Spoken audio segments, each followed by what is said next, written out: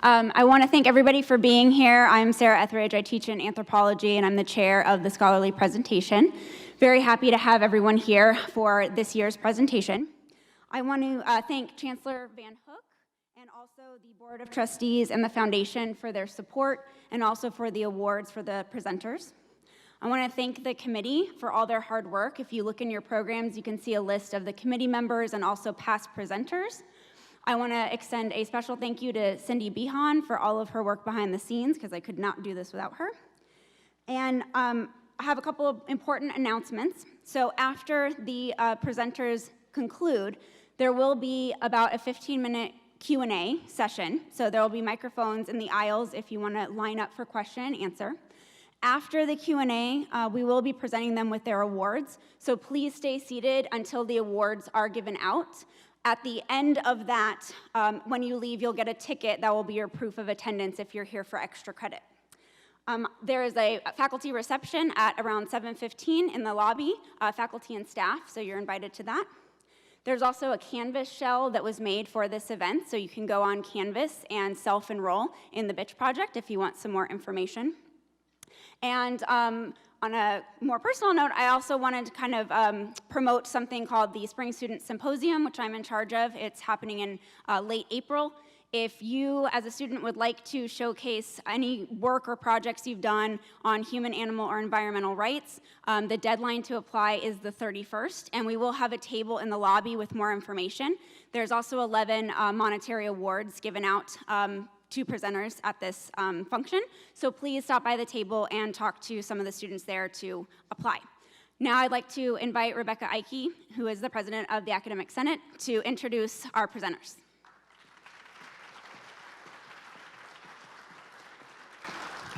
Good evening. Welcome to the Bitch Project, the Bitchery and the Politics of Fashion. I can't wait to hear our speakers tonight.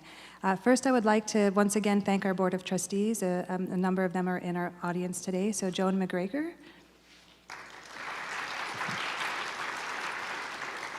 President of the Board, Mike Berger. Dr. Adele Alonso. And Michelle Jenkins. I'd also like to thank the support of the administration, specifically Jerry Buckley, the Assistant Superintendent and Vice President of Academic Affairs. So we are in for a treat tonight. I'm very excited to hear what our speakers have to say and for the Q&A that we have in store for us. But first, let me tell you a little bit about the speakers. Ruth Rassool. So Ruth was born and raised in England, and she moved to Santa Clarita in 1994. Just days after the Northridge earthquake, and a lot of you native Californians probably remember that significant event. As a COC alumna, Rassool earned a bachelor's degree in English from UCLA, and she went on to earn a master's degree in English from National University in La Jolla. Ruth returned to COC to teach British, American, and world literature in 2009. Before moving to the United States, Ruth worked in London's fashion and beauty industry, which led to teaching. Quote Ruth, "I once almost sold a coat to Princess Diana when she was still Lady Diana," Ruth has said, but Lady Diana was too indecisive. And we have Deems Morrione. Deem has been teaching political science here at College of the Canyon since 2007. He is a club advisor for the college's political science club and has also taken part in several of the political sciences department panels. In 2016, Deems was invited to present at the TEDx College of the Canyons, specifically on privacy rights in the digital age. After earning a bachelor's degree in political science from Cal State Long Beach in 1992, Deems went on to earn a master's and a PhD in American Studies from Purdue University. Among other published works, Deems is the author of When Signifiers Collide, Doubling Semiotic Black Holes and the Destructive Remainder of the American Unreal. Well, that sounds fascinating. So I'm really excited to welcome our guest speakers out on the stage. So we have Ruth Rassool.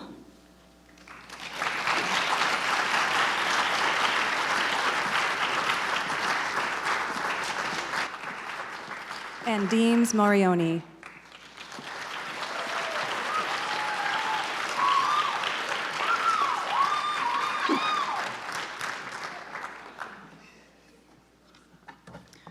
Well, good evening. Thank you, Rebecca, and thank you all for being here.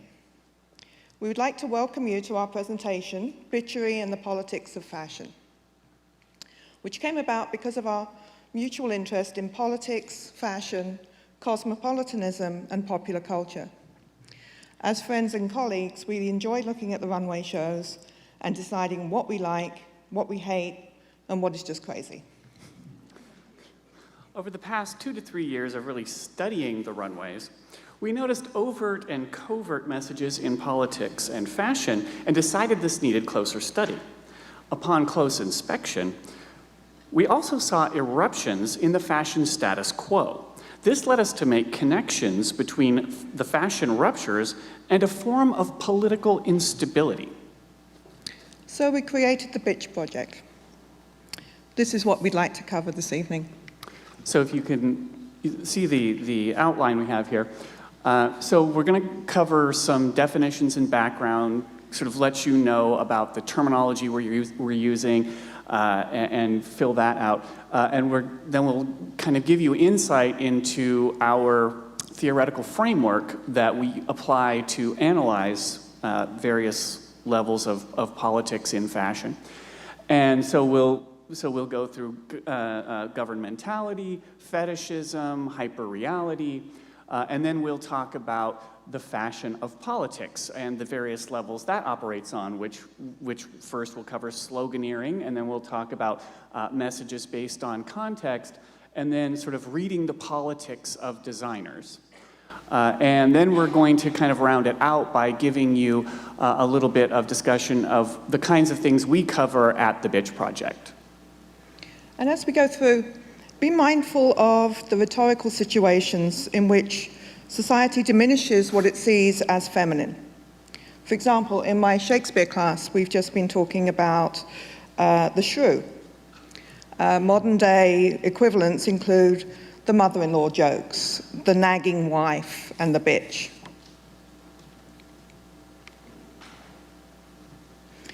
You're probably all familiar with the use of the word bitch as a noun, a generalized term of abuse and disparagement for women, e.g. whiny little bitches. You may also recognize the verb to bitch about a bad situation or difficult homework assignment. How many times a day do we hear someone bitching about traffic, lines at the market, or things seen on television? But we should point out that bitching as a complaint is also a legal term, so that thereby elevates the state of complaining or bitching. It's worth noting the etymology of the word so you can feel more comfortable using it, which we encourage you to do. Use of the word bitch has been recorded in Old and Middle English, Old Norse and German. And notice that the English language, the mutt of a language that it is, has to go back to its Nordic and Germanic roots for a good curse word. You need those good k sounds or ch sounds. Those delicate Romance languages simply will not do.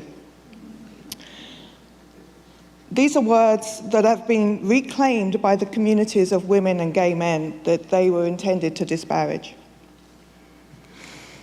So, bitchery is a form of cosmopolitanism that opposes censorship.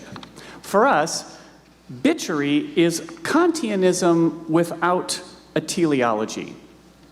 My political theory students need to pay close attention to that.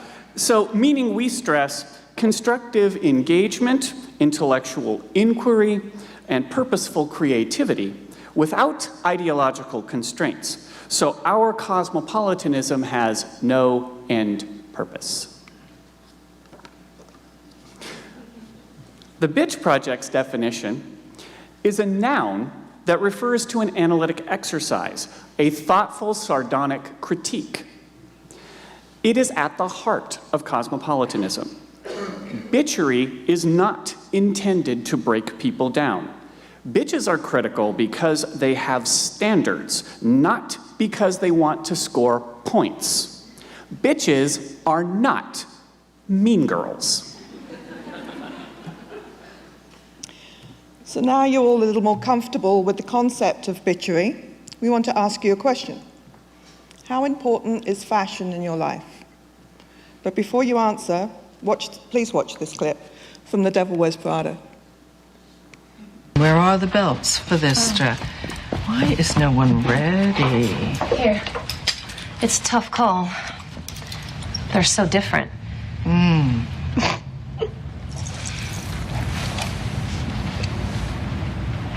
Something funny?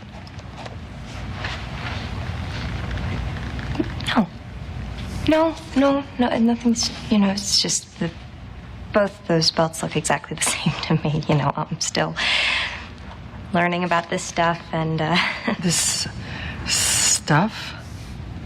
Oh, okay. I see. You think this has nothing to do with you. You go to your closet and you select, I don't know, that lumpy blue sweater, for instance, because you're trying to tell the world that you take yourself too seriously to care about what you put on your back. But what you don't know is that that sweater is not just blue, it's not turquoise, it's not lapis, it's actually cerulean. And you're also blithely unaware of the fact that in 2002, Oscar de la Renta did a collection of cerulean gowns. And then I think it was Yves Saint Laurent, wasn't it, who showed cerulean military jackets? I think we need a jacket here. And then cerulean quickly showed up in the collections of 8 different designers. And then it filtered down through the department stores and then trickled on down into some tragic casual corner where you no doubt fished it out of some clearance bin. However, that blue represents millions of dollars and countless jobs. And it's sort of comical how you think that you've made a choice that exempts you from the fashion industry when in fact you're wearing a sweater that was selected for you by the people in this room from a pile of stuff. So we're particularly grateful to Criterion Pictures, which is the education wing of 20th Century Fox, for their permission to use that clip, because otherwise we'd have had to act it out. And I would have been the one in the lumpy blue sweater. I'm not wearing it. Yeah. So as Miranda Priestley observes, there is a tendency to take yourself too seriously to care about fashion. This evening, we aim to show you that fashion should not be ignored or trivialized because, take a look at the statistics up here. So, the global market value of the fashion industry is $3 trillion. That's 2% of global GDP. That represents millions of jobs worldwide. In the United States alone, the market value is $385.7 billion. That represents 1.8 million jobs, 185,000 jobs in New York City alone. If you watch closely, fashion allows you to take the pulse of the cultural moment. So let's establish how to take that pulse. As I understand it, 3 French guys walk into a bar and they all sit on a stool. Not exactly. No.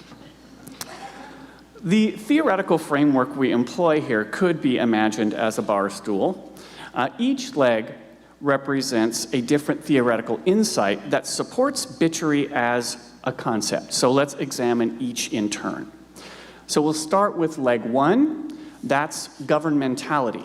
Michel Foucault's notion that the point of the state since the Middle Ages has been the management of populations. This management involves a complex web of interrelated power bases. First, formal institutional and governmental structures. Second, intellectual processes that sustain and rationalize them.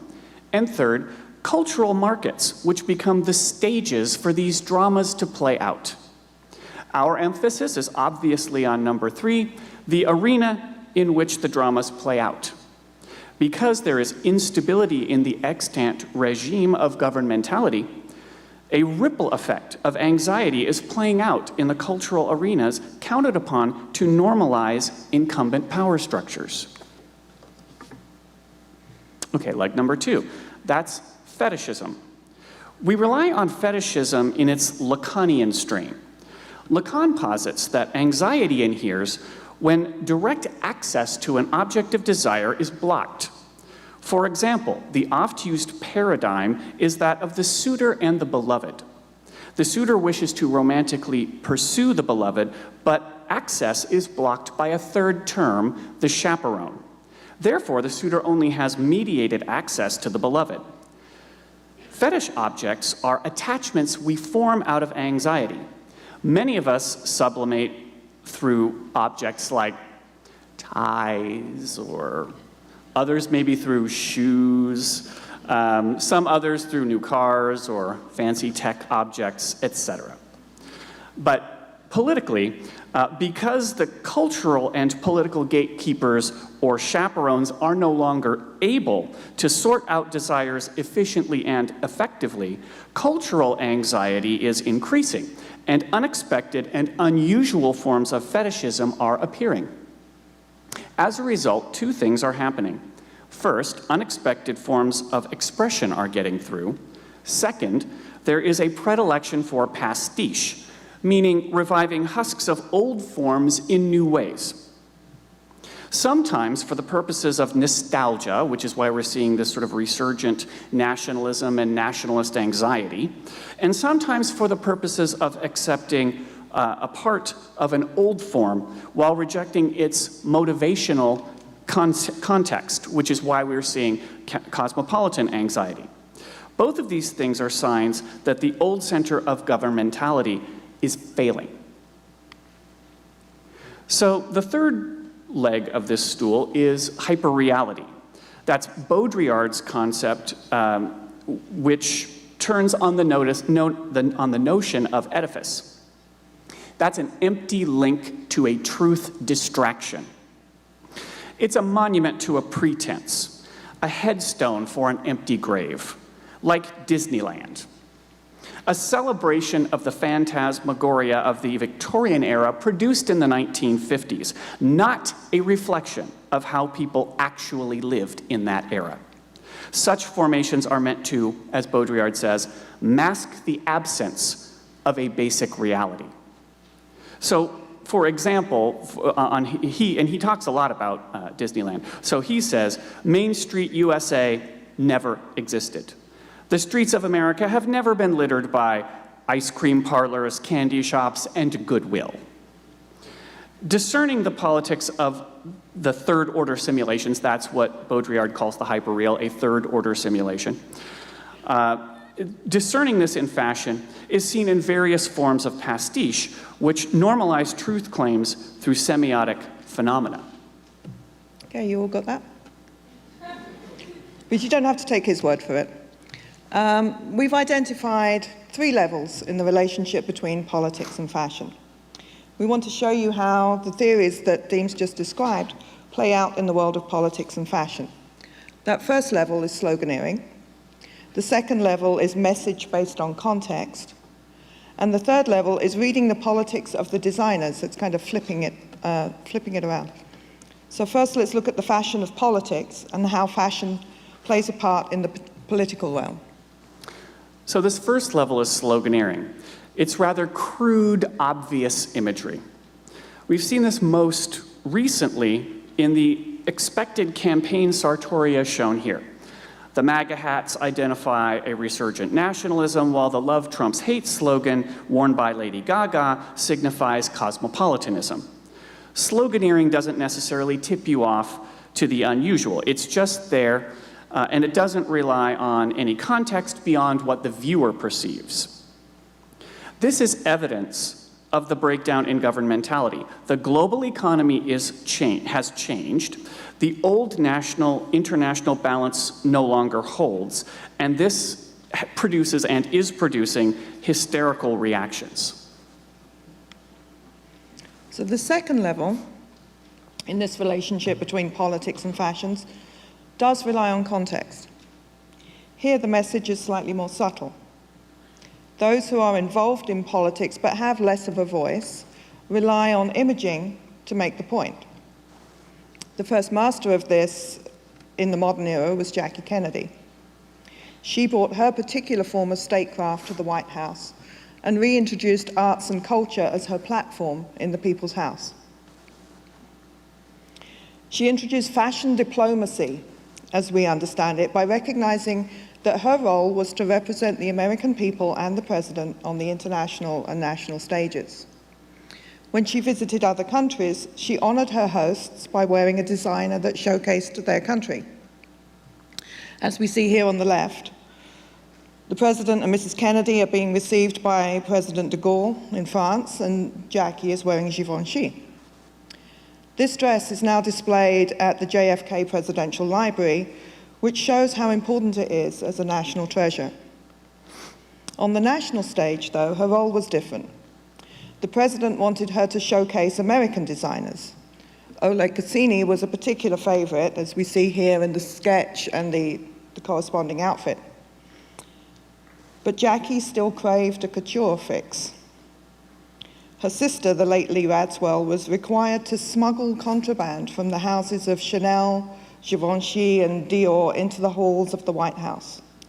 And she used to use her Macy's and Bloomingdale's bags to transport her stash and just walk it in.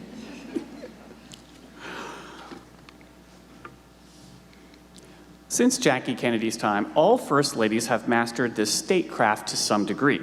Our current First Lady has had some successes on the international stage. She arrived in London wearing Burberry. She attended the NATO summit in Brussels wearing Belgian designer Rolf Simons. And in Vatican City, she wore this Dolce & Gabbana dress for an audience with Pope Francis. But she has hit some sour notes.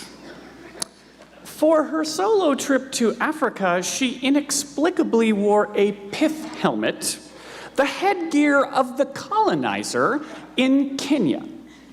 This was clueless colonialism, and the poor optics were open to mockery and condemnation. She finished her tour of Africa at the pyramids in Egypt on the Giza Plateau, looking like the Nazi villain in Raiders of the Lost Ark. Pretty sad. Lots of memes on Facebook about that. Yeah. At home, she didn't always do any better. Probably the single incident that evidenced the breakdown in governmentality in her role as First Lady of the United States was on a trip to visit little kids in cages in detention centers at the southern border. She got on the plane wearing a $39 coat with the slogan, "I really don't care, do you?" Her spokespeople said she was mad at the press, but leaks from the White House indicated she was mad at her husband. In the end, it doesn't matter why she was angry or who the target was. The cause is irrelevant. Statecraft requires you to care. It's simply not an option to do otherwise. Every other president and first lady have done that, and all of us deserve that kind of respect. So, moving on to the third level of the relationship between fashion and politics, we examine the politics of fashion and how designers use their runways to send a message. A direct response to the jacket was this design from Victor and Rolf. The first thing you notice is the stark white background and that hideous neon green trim. Well, it's not pretty. And it's not, I'm not gonna lie. And the giant 90s sloganeering, "Give a damn." This is not a question, it's a command. This collection made many commands that are apropos of the current cultural moment. She had, the designers had their models and slogans that said, "Stop," and "No," and "Trust me, I'm a liar." And freedom with an American eagle in the background. It's a very political collection, and they were obviously talking to an audience in the United States. So now let's move to a more subtle political framing that does rely on context. There is a covert cosmopolitanism going on here in that an Englishwoman, Claire Waite-Keller, is head of a most famous French fashion house, Givenchy. In this collection, she's showing us sleazy furs from the Weimar Republic, which were signifiers of excess, opulence, and obliviousness. The Weimar period was progressive, but it was rife with indifference. Waite-Keller is making a correlation between the World War I, World War II period and today. She's exposing the pretense of both class-based arrogance and the widespread anger it inspires. This is a cautionary tale. She references this period in history because she sees the same thing, the same warning signs in the present and potentially in the near future. These fears are as fake as an impending form of authoritarian governance, which she sees as a threat. Waite Keller is calling for Sally Bowles without the totalitarianism. Another reference from the Jazz Age comes from Ray Kawakubo's house, Comme des Garçons. This collection, inspired by Susan Sontag's essay on camp, speaks to the current cultural moment, but it attempts to push beyond the chaos. You could stop at joy, you could just look at this and find it silly, or you could push past it and appreciate beyond the silliness, but if you push further, you're rewarded by a deeper sense of the chaos. This is not, rather than focus on authoritarianism, Kawakubo drowns us in silk, chiffon, and tulle. This is not just, as Vogue claimed, an expression of joy. This is an affirmation of cosmopolitanism. The fetishism here is readily apparent. Remember that fetishism where we attach to objects out of panic and anxiety. Here we see the overlaying of 3 or 4 dresses in sumptuous colors, a burlesque corset, and tennis shoes.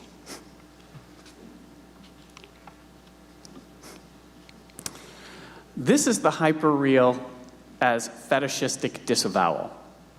Everything about this runway show is artificial. If you saw some of the footage we had in the lobby, this particular runway show, it looks like it's outside, but it's not outside. It's filmed entirely indoors on a stage. And so for this particular runway show, outdoors is indoors, the gnomes are 6'2", the colors are overly saturated. Within the pastiche of preppy Americana, Tom Brown gives us a vulnerable masculinity. Soft colors, youthful gestures like short suits and high-top brogues, which I'm jealous of. Silly patterns and skirts for men.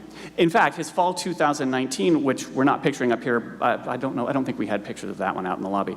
But his fall 2019 menswear collection includes dresses, skirts, and feminine bags in order to expand clothing options for men, and they sell.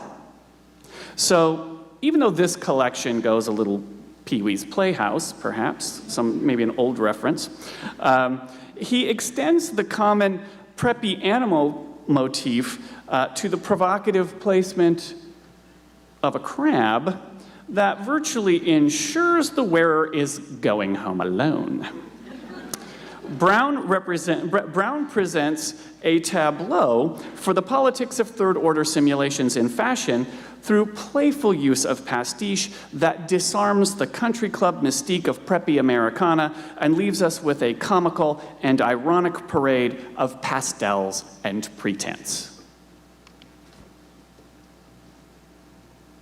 Okay, so this slide is of Guo Pei, one of our favorite designers. Guo Pei shows the optimism inside cosmopolitanism.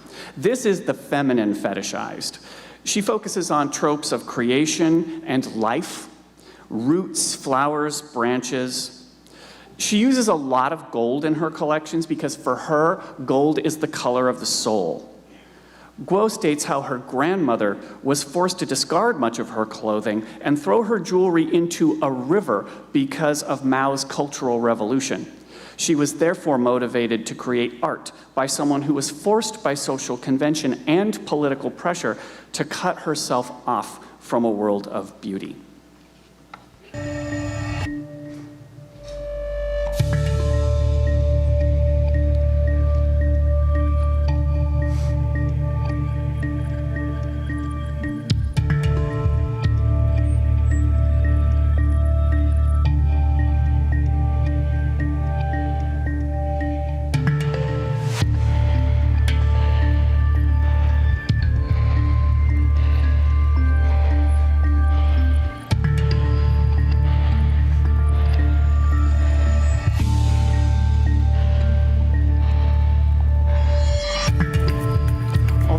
Wope is reluctant to identify as a feminist, the affirmation seen here is the explosion of feminine power that gives humanity hope and purpose. Germination is how life works, even when it is painful. And you see her here with the African earth goddess. Ruth and I were fortunate enough to go see Wope live at her exhibition recently at the Bowers Museum in Santa Ana. And this dress was part of the display. When you see it up close, paired with the platforms that the model was wearing, you wonder how she could walk at all. But it's really a truly astounding thing, and they had some of her greatest pieces from this collection. It was kind of a 10-year retrospective, and they had some really great stuff. Okay, so just recapping on the theory for those of you who might have missed it. So we've shown you how Foucault's theory of governmentality, Lacan's theory of fetishism, and Baudrillard's theory of hyperreality are found on the runway. Fashion not only captures life, it shapes how we live it. So we're close to the end of the evening. Don't forget your tickets. We want to show you what we've been doing with this discussion. The Bitch Project is a global social media presence now with more than 13,000 followers. And it started just up there in Bonelli. Cornelia Scipio made the idea of the salon popular in ancient Rome. She would encourage her friends to gather and discuss ideas, issues of the day, and we're taking that idea. And our aim is to take the discourse out of academia and the pack and continue the discussion in the virtual and the physical salon. So we could continue this discussion in a coffee shop, in a restaurant, in a garden, a studio. And here are some of the examples of our virtual salon. So see, these are some of the posts that we've had at the Bitch Project. We knew we were onto something when we started attracting trolls. And the first one we got was, he was mad because I had written a post where I said some things that were critical. Yeah, because that doesn't happen. I said some things that were critical of, Versace.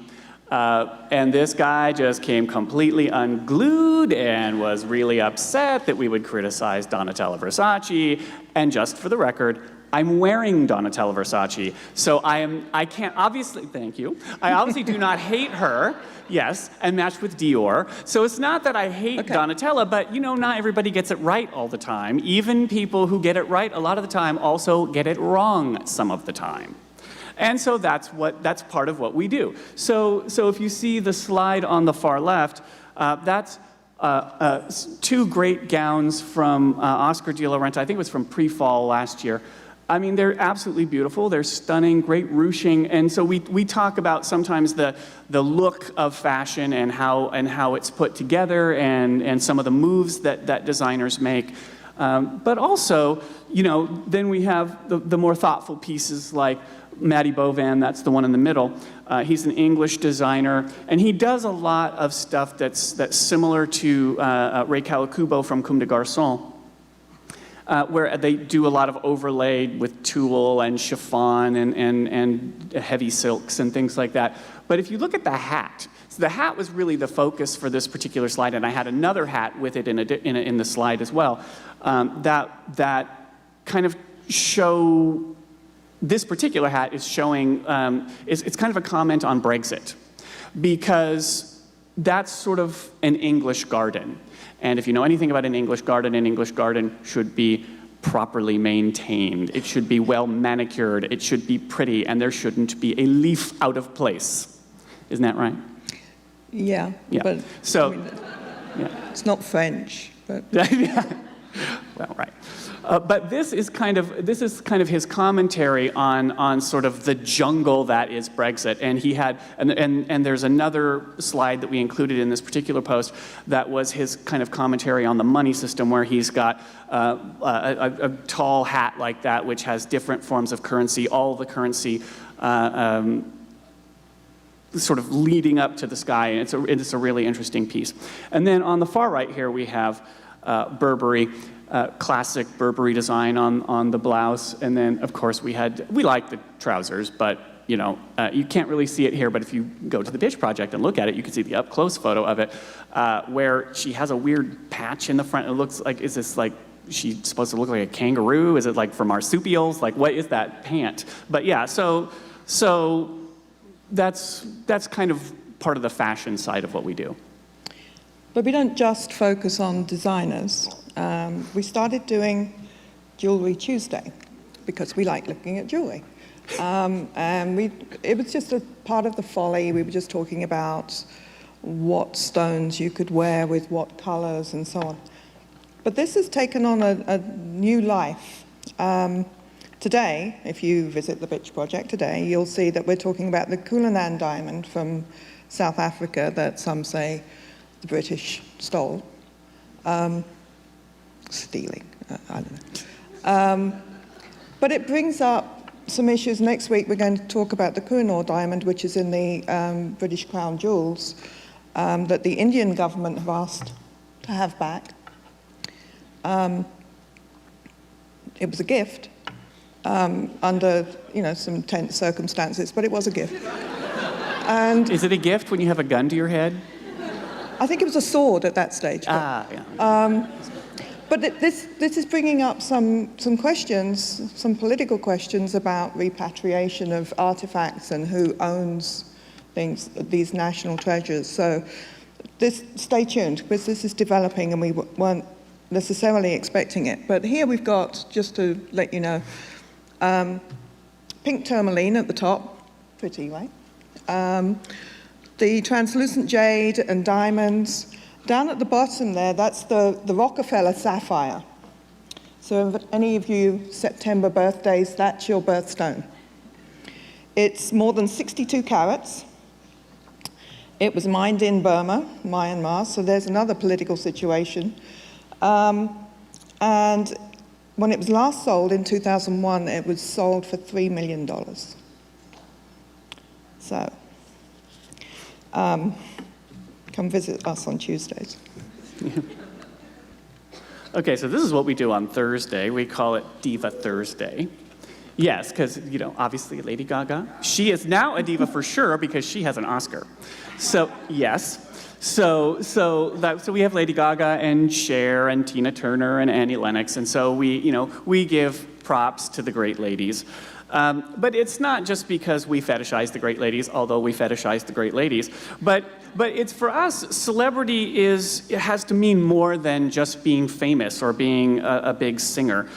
In fact, the post that we put out today is, because today's Diva Thursday, so we put out a post today. The post that we have out today sort of covers the criteria that we use to evaluate what divas are. And so we have like 7 criteria. You have to have a distinctive voice, you have to have demonstrable popularity, you have to transcend the medium that made you famous, you had to have a commitment to a world larger than yourself, you have to have a nobility of character, a commanding presence, you have to have a fall, because we have to know that divas are human.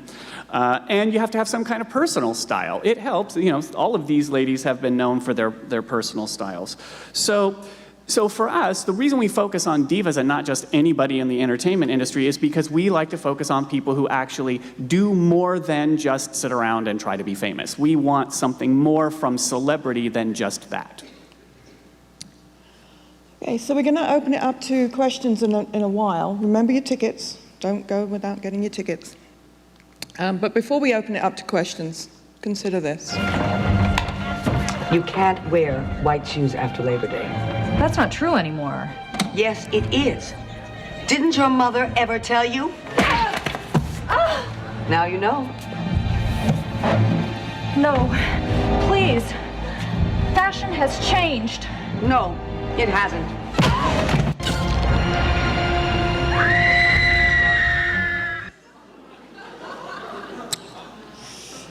Okay, there's a mic there and there's a mic there. Who's first? Who's wearing white shoes? Seriously, if you have a question for us, whichever mic is closer, there'll be some other official business after that, and then you can get your tickets.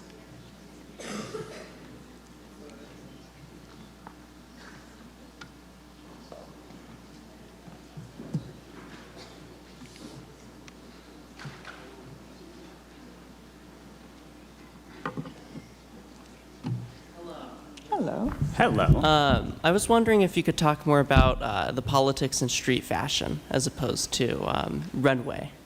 Okay, well, everything is on the runway. Yeah. And we might even say that the street is a kind of runway. So that is a kind of constant, fashion in motion kind of thing. But what question did you have about street fashion? What specifically? Just the examination seemed less something that we would maybe all of us wear from day to day, and I was really wondering if you could bring these ideas into something that we have in our dressers, for instance. Are you concerned that fashion is elitist in some way because it's expensive? No. Okay. Over to you. Go on. Well, I mean, I would say, it's not, see, okay, it's not about the label, although it sometimes is about the label, but it shouldn't be about the label most of the time. If you're putting the label before the look, then you've made a mistake right there. Because it should be about what colors complement you, what looks good on you, and what kind of style you want to present. So if you have a penchant for a certain color and it works, you can throw together something that looks like it wasn't thrown together. Okay. But if you want to get deeper into it, I need some kind of specifics about, like, is there a specific designer, a design house, or no, just a general question. Okay. Thank you.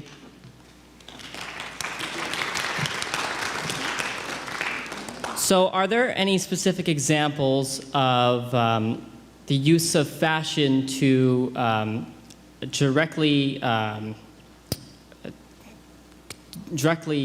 confront issues in society? For example, and could the Yellow Jacket protest, for example, be related to that? Yeah, I think that would be a use of fashion. I think that women in the House of Representatives wearing all white at the State of the Union speech was a way of using, it's an obvious way to use fashion. But, there are more subtle ways. You can decide not to wear certain designers. That, in fact, when the Trumps went into the White House, there was a big debate in the fashion world about whether any designers would work with them. Because of statements they had made publicly that did not sit well with many fashion designers. And so there has been an ongoing boycott by many members of the fashion industry against all members of the Trump family because of that. So it's not always something that people march in the streets over, but those kinds of subtle things do happen. Thank you. Mm-hmm.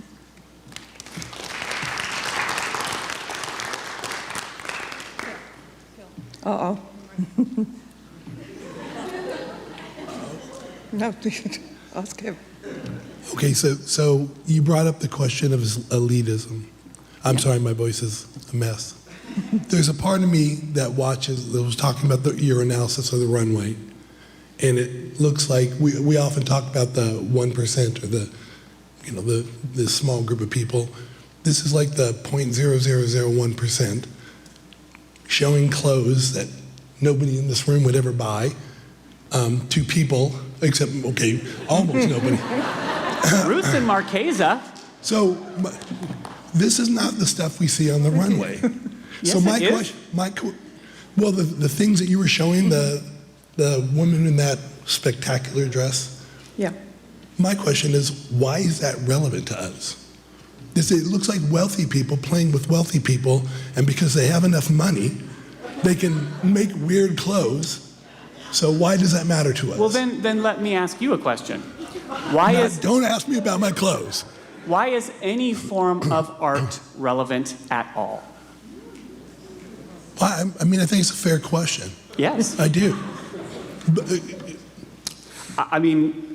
Art speaks in different voices. Sometimes it's drama, sometimes it's dance, sometimes it's music, sometimes it's a play, sometimes it's writing, sometimes it's fashion. So yes, it may well be that a very small group of people will tune in and watch runway shows, but a very small group of people will go to an art museum. A very small group of people will go to a local jazz club and hear somebody play. Those are all niche audiences, and it's all about artistic expression. So you should be concerned about anything that happens across the board in art. But you need to also remember, fashion is particularly cosmopolitan, and it's particularly universal, because none of us are standing here naked. So it's for everybody.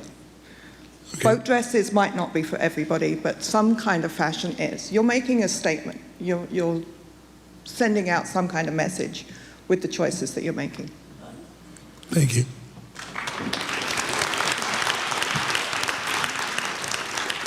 So when I was much younger and you saw fashion shows, they were actually clothes a person, albeit probably a wealthy person, could wear somewhere. Mm-hmm. And that boat dress, is that what it's called? That's what we call it, yeah. Clearly you can't wear that. I'll wear it right now. Anywhere. You go to the Bowers Museum and get it for me, I'll wear it right now. But Deems, you won't be able to sit down or go to the bathroom or anything, right? That's okay. But so my question is, when did these high fashion, runway fashion shows become less about showing off clothes that people might buy that they would wear and more about fashion as art? It has developed over time, but that has always been part of the point of fashion. You don't always wear, so there are multiple types of fashion that come out every season. So you get, as we've been talking about, you get your ready-to-wear shows that come out in fall and spring. You get your couture shows that come out in fall and spring. You get your pre-fall, your resort wear. They have all kinds of bridal. Now? What's that? What's that intercession now? There was something that. That one they're calling pre-fall. Like pre-fall? Yeah, pre-fall. I mean, it needs a better name for sure, but yeah. No, but I mean, the stuff that people talk about most is the couture stuff, and that's a lot of what we have here. A lot of that is couture. But there's plenty of other stuff. The ready-to-wear stuff, that's the stuff you would just go buy in the store. That stuff is all in the stores, and they have runways for that. I mean, that's what New York Fashion Week is all about, Paris Fashion Week, London Fashion Week.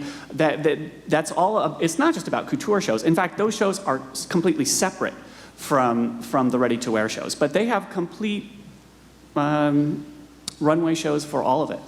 And they're not the shows that the designers make their money from. Remember what Meryl Streep said, there's this trickle-down effect. So you do the crazy stuff in a couture show, but then you see little glimpses of it in Macy's. So. Okay. Thank you.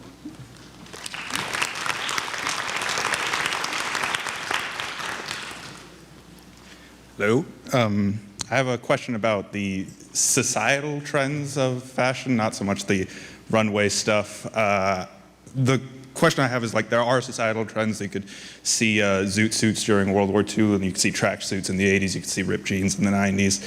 And my question is, when and should politicians be aware of these societal trends and what they mean? You could see that, for instance, the ripped jeans trend in the 90s was a little bit of an apathetic, kind of not really caring what you were wearing sense, and that could kind of speak to the...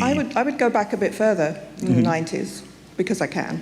I would go back to punk in London.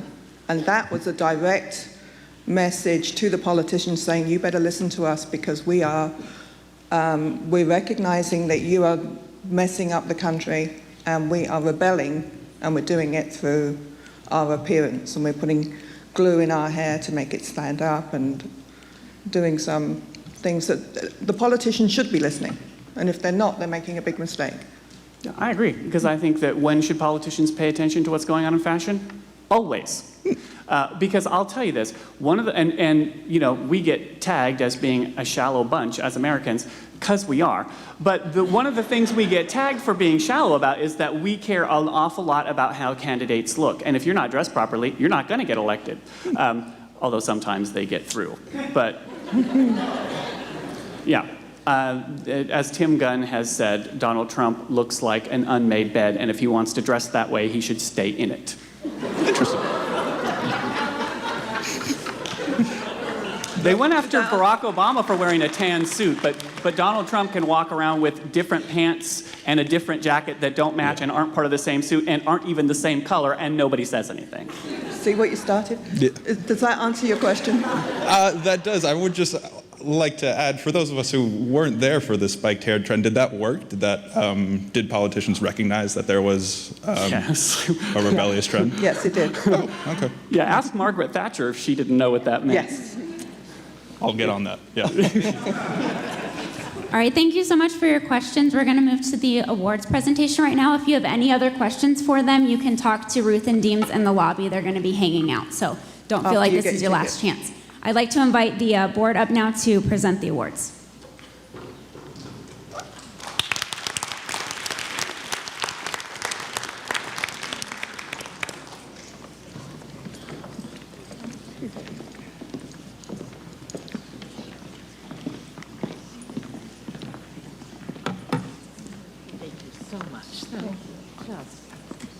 Enjoyed it so very, very much. Thank you. Oh, great. Thank you. You look great.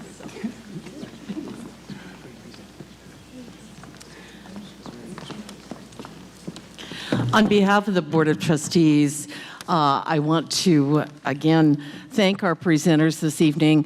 This is our 29th scholarly presentation, and I think that we are so fortunate to have the quality of the faculty that we have here at College of the Canyons. And I'm sure as many of you students know, they impart their wisdom, their knowledge, and we are the ones that benefit from that. So I want to thank our presenters tonight. I'm feeling self-conscious. I think everybody's looking at their clothes and wondering, you know, what am I wearing tonight and was it appropriate? But again, I think we learn at every one of these scholarly presentations in the various areas and disciplines at this college. So with that, I have a plaque to present, which basically says in recognition of the Bitch Project, March 28th, 2019. And we also have some flowers, and then Dr. Buckley will be coming up to speak for a moment or two about the checks that will be given from the foundation.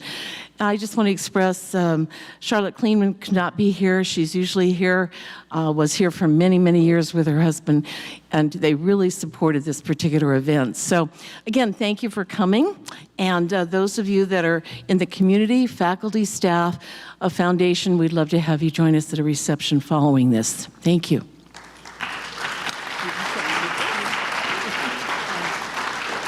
Good evening. I've had the honor of serving as the Chief Instructional Officer here at the college for the past 6 years. And over that time, I've had also the honor of witnessing and participating in the scholarly presentations. And I've commented a number of times, for those that haven't attended, on the connection of this presentation, this type of presentation, to the history of education. Going back to the time of the Greeks and the work of the academy. All of you, all of us here tonight are part of the academy, which means we learn together by literally seeing things from different dimensions, from different perspectives. I've been accused many times of having an engineer brain. This is a stretch for me. My wife makes me listen to Project Runway. So tonight was actually the culminating event in my education because I could actually understand more where my Armani tie came from. So my congratulations to our faculty who did a marvelous job, both Ruth and Deems, in presenting concepts that we don't ordinarily consider in various walks of life. It shows us how the value of art really becomes reality for us. And in that particular sense, I particularly celebrate the work they've done. And oh, by the way, I do have checks for them.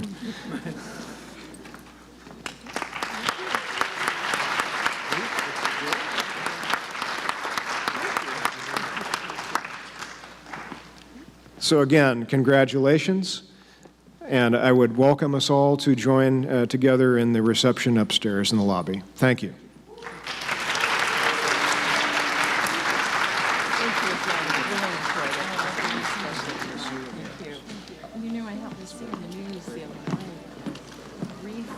You're free to go now. Thanks for coming.